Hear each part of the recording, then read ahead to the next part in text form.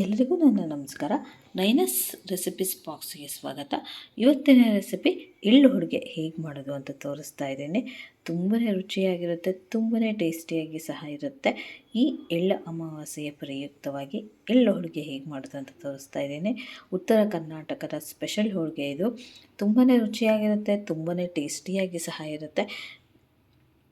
ನಾನು ಸ್ಟಾರ್ಟ್ ಮಾಡೋಕ್ಕಿಂತ ಮುಂಚೆ ನನ್ನ ರೆಸಿಪಿ ನಿಮಗೆ ಇಷ್ಟ ಆದರೆ ಪ್ಲೀಸ್ ಲೈಕ್ ಮಾಡಿ, ಶೇರ್ ಮಾಡಿ, ಹಾಗೆ ಸಬ್ಸ್ಕ್ರೈಬ್ ಮಾಡಿ. ಸಬ್ಸ್ಕ್ರೈಬ್ ಮಾಡೋದ್ರಿಂದ ನಾನು ಹಾಕೋ ಹೊಸ ಹೊಸ ರೆಸಿಪಿನ ನೀವು ನೋಡ್ಬೋದು. ಬನ್ನಿ ಸ್ಟಾರ್ಟ್ ಮಾಡೋಣ. ಎಳ್ಳೋಳಿಗೆಗೆ ಒಂದು ಅರ್ಧ ಕಪ್ನಷ್ಟು ಮೈದಾ, ಅರ್ಧ ಕಪ್ಪು ಚಿರೋಟಿ ರವೆ, ಒಂದು ಚಿಟಿಕೆ ಉಪ್ಪು, ಒಂದು ಚಿಟಿಕೆ ಅರಿಶಿನ, ಅರ್ಧ ಕಪ್ಗಿಂತ ಸ್ವಲ್ಪ ಕಡಿಮೆ ಶೇಂಗಾ ತೊಗೊಂಡಿದ್ದೀನಿ, ಮುಕ್ಕಾಲು ಕಪ್ನಷ್ಟು ಎಳ್ಳು, ಹಾಗೆ 2 ಏಲಕ್ಕಿ, 2 ಟೇಬಲ್ ಸ್ಪೂನು ಒಣ ಕೊಬ್ಬರಿ, ಅರ್ಧ ಬೌಲ್ನಷ್ಟು ಬೆಲ್ಲ ಕುಟ್ಟಿ ಪುಡಿ ಮಾಡಿ ಇಟ್ಕೊಂಡಿದ್ದೀನಿ. ಒಂದು ಜರಡಿ ಇಟ್ಕೊಂಡು ಅದಕ್ಕೆ ಮೈದಾ ಹಾಕ್ತಾಯಿದ್ದೇನೆ. ಮೈದಾ ಹಾಕಿ ಜಲ್ದಿ ಇಟ್ಕೋಬೇಕು. ಚಿರೋಟಿ ರವೆ,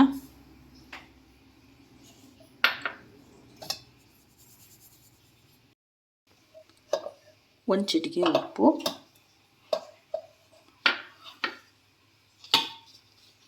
ಅರಿಶಿನ ಪುಡಿ,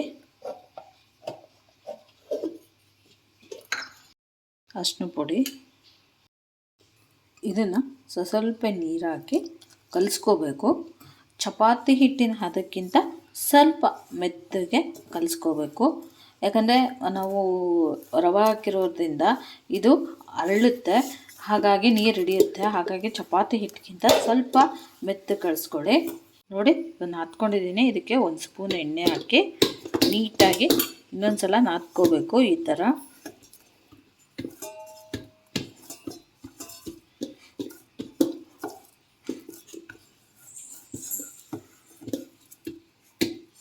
ನೋಡಿ, ಇವಾಗ ಕಲಿಸ್ಕೊಂಡಿದ್ದೀನಿ.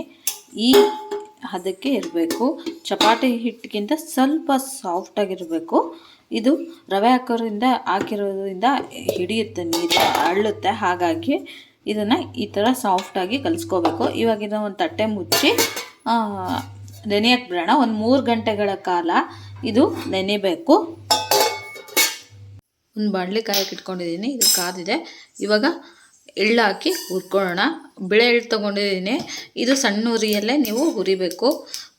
ಹೈ ಫ್ಲೇಮಲ್ಲಿ ಇಟ್ಕೊಂಡು ಹುರಿಬೇಡಿ, ಸೀದೋಗ್ಬಿಡುತ್ತೆ.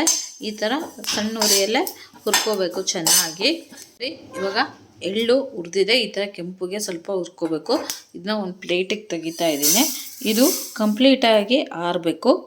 ಇದೇ ಪಾತ್ರೆಗೆ ಶೇಂಗಾ ಹುರ್ಕೊಳ್ಳೋಣ.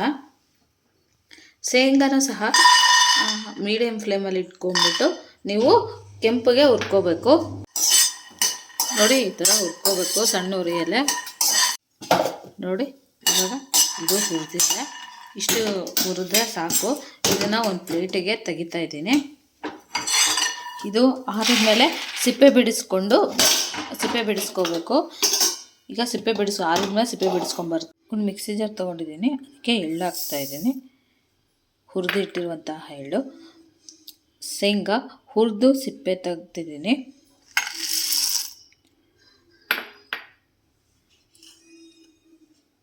ಕೊಬ್ಬರಿ ಹಾಗೆ ಏಲಕ್ಕಿ.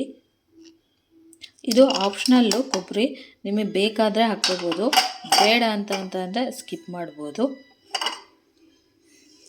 ಇದಿಷ್ಟು ಹಾಕಿ ತರ್ತರಿಯಾಗಿ ಪೌಡ್ರ್ ಮಾಡ್ಕೋಬೇಕು. ಇವಾಗ ಇದನ್ನು ತರ್ತರಿಯಾಗಿ ಪೌಡ್ರ್ ನೋಡಿ, ಈ ಥರ ತರ್ತರಿಯಾಗಿ ಪೌಡ್ರ್ ಮಾಡ್ಕೋಬೇಕು. ಬೆಲ್ಲ ಹಾಕ್ತಾಯಿದ್ದೀನಿ.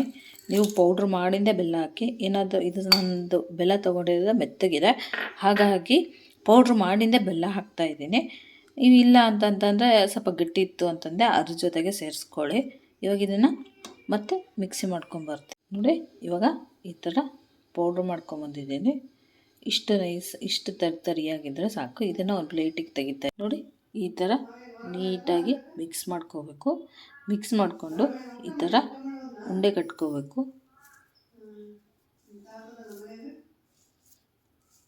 ನಮಗೆ ಯಾವ ಸೈಜ್ ಬೇಕೋ ಆ ಸೈಜಲ್ಲಿ ಈ ಥರ ಉಂಡೆ ಕಟ್ಕೋಬೇಕು. ನೋಡಿ ಇವಾಗ ಹಿಟ್ಟು ನೆಂದಿದೆ ಚೆನ್ನಾಗಿ, ನೋಡ್ತಾ ಇರ್ಬೋದು ಇಷ್ಟು ಸಾಫ್ಟಾಗಿ ಆಗಿದೆ ಅಂದ್ಬಿಟ್ಟು. ಇದನ್ನು ನೀಟಾಗಿ ನಾದ್ಕೊಂಡು ಇನ್ನೊಂದು ಸಲ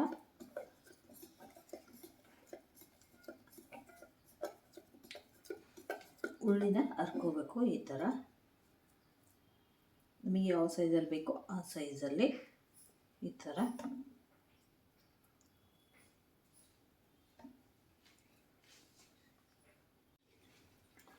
ಥರ ಉಂಡೆಗಳನ್ನು ಮಾಡಿಟ್ಕೊಂಡು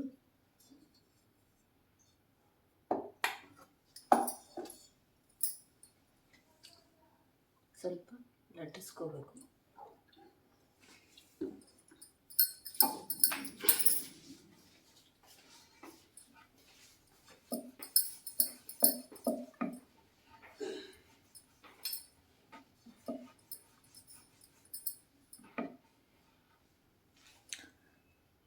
ನೋಡಿ ಈ ಥರ ಲಟ್ಟಿಸ್ಕೊಂಡ್ಮೇಲೆ ಮಾಡಿಟ್ಟಿರುವಂತಹ ಉಂಡೆನ ಇದೆಲ್ಲ ಹಾಕಿ ನೀಟಾಗಿ ತುಂಬಬೇಕು. ನೀವು ಯಾವ ರೀತಿ ಹೂರ್ಣ ಮಾಡ್ಕೊಂಡಿರ್ತೀರಲ್ಲ ಅದೇ ರೀತಿಯಾಗಿ ಹಿಟ್ಟು ಇರಬೇಕು. ಎರಡು ಸೇಮ್ ಆಗಿರಬೇಕು. ಬೇರೆ ಬೇರೆ ಒಂದು ಹದ ಗಟ್ಟಿ ಒಂದು ಹದ ತೆಳ್ಳಗೆ ಮಾಡ್ಕೋಬಾರ್ದು. ಈ ಥರ ನೋಡಿ ರೌಂಡ್ ಮಾಡ್ಕೋಬೇಕು. ಮಾಡಿಕೊಂಡು ಈ ಥರ ಪ್ರೆಸ್ ಮಾಡಿ ಒತ್ಕೋಬೇಕು. ಒತ್ಕೊಂಡು ನೀಟಾಗಿ ಎಡ್ಜಸ್ ಎಲ್ಲ ನೀಟಾಗಿ ಈ ಥರ ಮಾಡ್ಕೋಬೇಕು.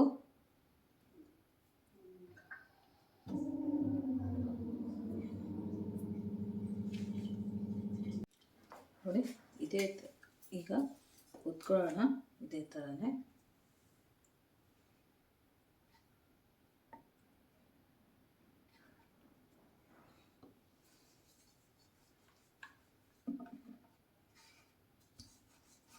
ಸ್ವಲ್ಪ ಹೊತ್ಕೊಂಡು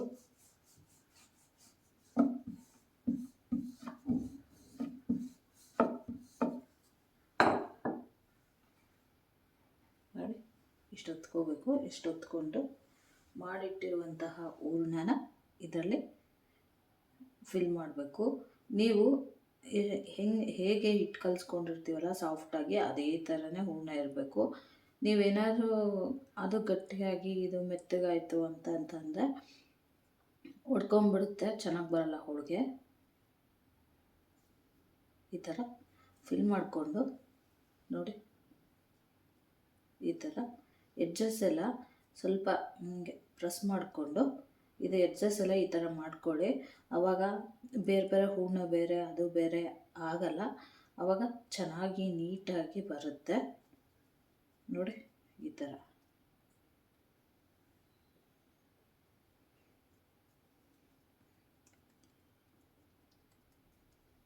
ಒತ್ಕೊಂಡ್ಮೇಲೆ ಮಣೆ ಮೇಲೆ ಸ್ವಲ್ಪ ಹಿಟ್ಟಾಕಿ ಈ ಥರ ಸ್ವಲ್ಪ ಕೈಲೇ ಒಂದು 5 ಸೆಂಟಿಮೀಟರ್ಷ್ಟು ಈ ಥರ ತಟ್ಕೊಳ್ಳಿ.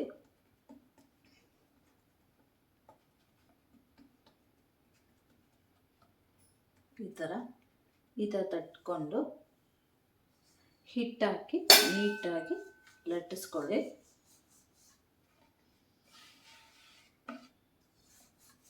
ಈ ಥರ ಎಡ್ಜಸ್ ಎಲ್ಲ ಲಟ್ಟಿಸ್ಕೊತ ಬನ್ನಿ. ನಡುವೆ ತೆಳ್ಳಗೆ ಮಾಡೋಕ್ಕೆ ಹೋಗ್ಬೇಡಿ, ಅವಾಗ ಚೆನ್ನಾಗಿ ಬರುತ್ತೆ ಹೋಳಿಗೆ.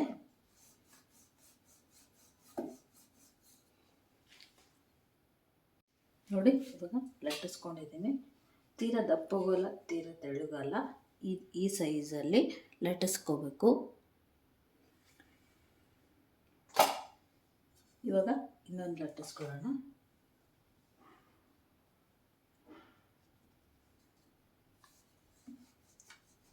ತುಂಬ ಚೆನ್ನಾಗಾಗುತ್ತೆ ಇದನ್ನು ಮಾತ್ರ.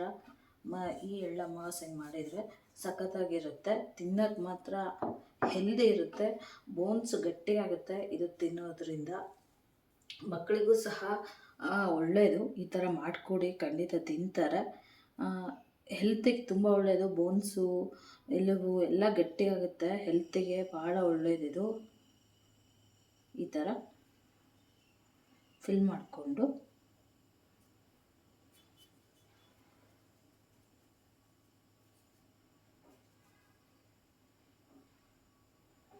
ಈ ಥರ ಪ್ರೆಸ್ ಮಾಡ್ಕೊಳ್ಳಿ. ಈ ಎಡ್ಜಸ್ ಎಲ್ಲ ಈ ಥರ ನಡುವೆ ಮಾಡ್ಕೊಂಬಿಡಿ. ಅವಾಗ ಎಡ್ಜಸ್ ಎಲ್ಲ ನಿಮಗೆ ನಡುವೆ ಎಡ್ಜಸ್ ಕಣ್ಕ ಉಳಿಯಲ್ಲ. ಆವಾಗ ಈ ಥರ ಮಾಡ್ಕೊಳೋದ್ರಿಂದ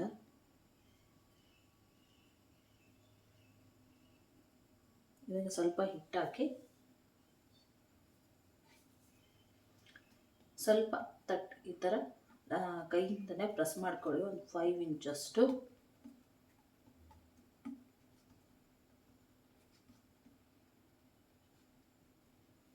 ಈ ಥರ ಮಾಡ್ಕೊಂಡ್ಮೇಲೆ ಇವಾಗ ಲಟ್ಟಿಸಿ. ಎಡ್ಜಸ್ ಲಟ್ಟಿಸ್ತಾ ಹೋಗಿ, ಅವಾಗ ಚೆನ್ನಾಗಿ ಬರುತ್ತೆ. ನೀವು ನಡುವೆ ತೆಳ್ಳಗಾಗ್ಬಿಟ್ರೆ ಚೆನ್ನಾಗಾಗಲ್ಲ.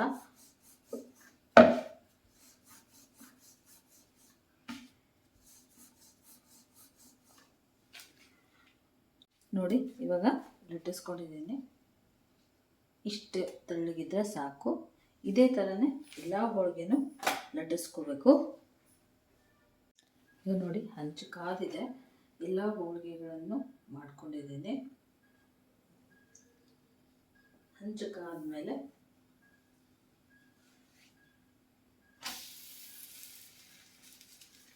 ಹೋಳಿಗೆನ ಬೇಯಿಸ್ಬೇಕು.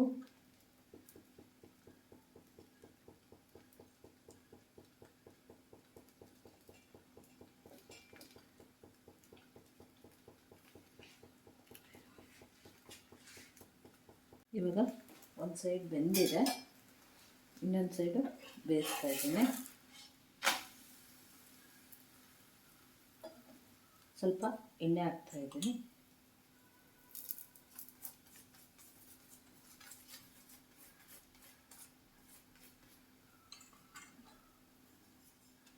ನೀವು ಸ್ಟೋರ್ ಮಾಡಿ ಇಡಂಗಿದ್ರೆ ಎಣ್ಣೆ ತುಪ್ಪ ಏನೂ ಹಚ್ಚಕ್ಕೆ ಹೋಗ್ಬಿಡಿ.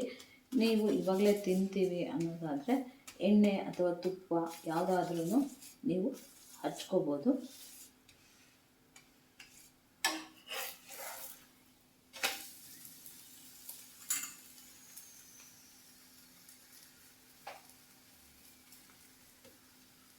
ಈ ಥರ ಎಣ್ಣೆ ಹಚ್ಕೊಂಡು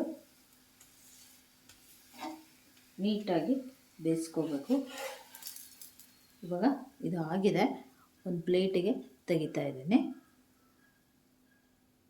ಇದೇ ಥರನೇ ಎಲ್ಲ ಇದನ್ನು ಒತ್ಕೋಬೇಕು.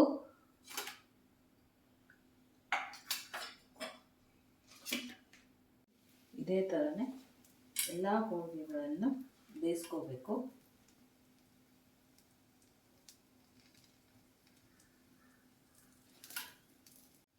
ನೋಡಿ ಒಂದು ಸೈಡು ಬೆಂದಿದೆ.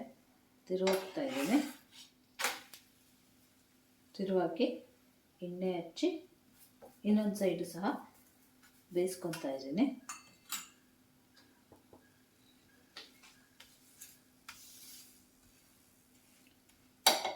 ಇದು ನೀವು 15 ದಿನ ನೀವು ಚೆನ್ನಾಗಿ ಸ್ಟೋರ್ ಮಾಡಿ ಇಟ್ಕೋಬೋದು.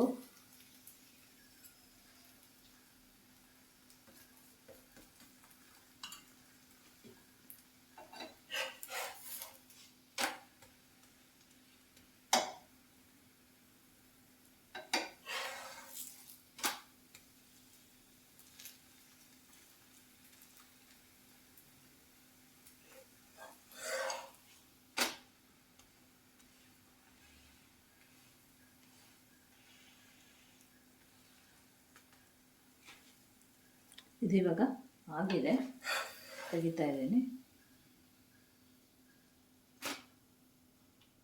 ಇದೇ ಥರನೇ ಎಲ್ಲ ಹೋಳಿಗೆಗಳನ್ನು ಬೇಯಿಸ್ಕೊ. ನೋಡಿ ಎಳ್ಳು ಹೋಳಿಗೆ ರೆಡಿಯಾಗಿದೆ. ಇಷ್ಟು ಚೆನ್ನಾಗಿ ಕಾಣಿಸ್ತಾ ಇದೆ ಅಂದ್ಬಿಟ್ಟು.